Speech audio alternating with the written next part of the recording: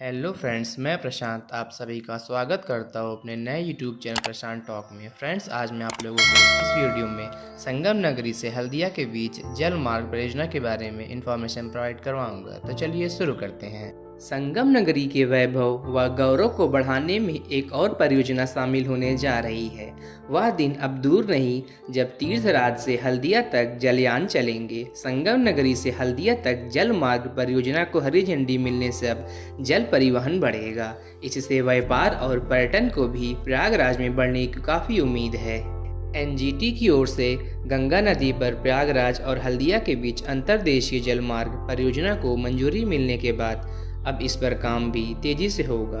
पोत परिवहन मंत्रालय भारत सरकार के भारतीय अंतर्देशीय जलमार्ग प्राधिकरण की ओर से प्रयागराज से हल्दिया तक बनाए गए जलमार्ग को राष्ट्रीय जलमार्ग 1 नाम दिया गया है, जबकि प्रयागराज से नई दिल्ली तक के जलमार्ग को राष्ट्रीय जलमार्ग 2 नाम दिया गया है। दोनों जलमार्गों पर कई वर्षों से काम चल रहा था। खास तौर पर राष्ट्रीय जलमार्ग संख्या 1 से लगभग 1.5 दशक पहले जल परिवहन की शुरुआत भी हुई थी। तत्कालीन केंद्रीय मंत्री डॉक्टर मुरली मनोहर जोशी के प्रयास से तब छोटे पोत से प्रयागराज की सीमेंट से कोलकाता भेजा गया था। तब गंगा में कई स्थानों पर पानी कमी होने की शिकायत मिली थी। वर्ष 2014 में केंद्र में भाजपा सरकार बनने पर प्रयागराज से वाराणसी तक ड्रेजिंग का काम तेजी से हुआ था। यही नहीं, वाराणसी, गाजीपुर, शाहीबाग और हल्दिया में मल्टी मॉडल हब का निर्माण भी शुरू हुआ। इसके साथ ही रिवर पोर्ट बनाने की भी कवायद और तेज हुई। प्रयागराज के साथ ही मिर्जापुर में भी गंगा किनारे रिवर पोर्ट की मान्यता मिल चुकी है।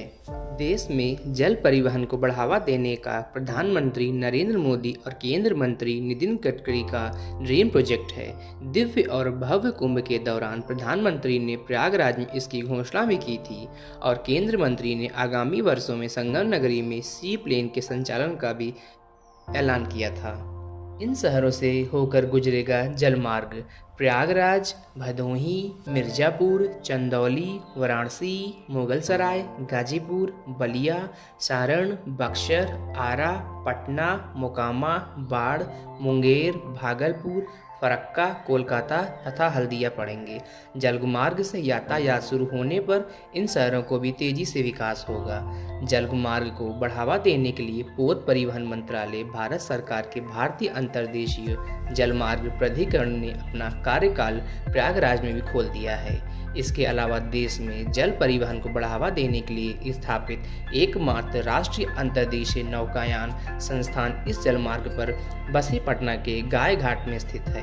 प्रयागराज में नैनी के लयावन समेत 1 दर्जन स्थानों पर बनेगा रिवर पोर्ट। खास बातें यह है कि 1350 किलोमीटर के करीब लंबा है यह राष्ट्रीय जलमार्ग संख्या 1 और 4 शहरों में मल्टी मॉडल हब के निर्माण में आएगी और तेजी।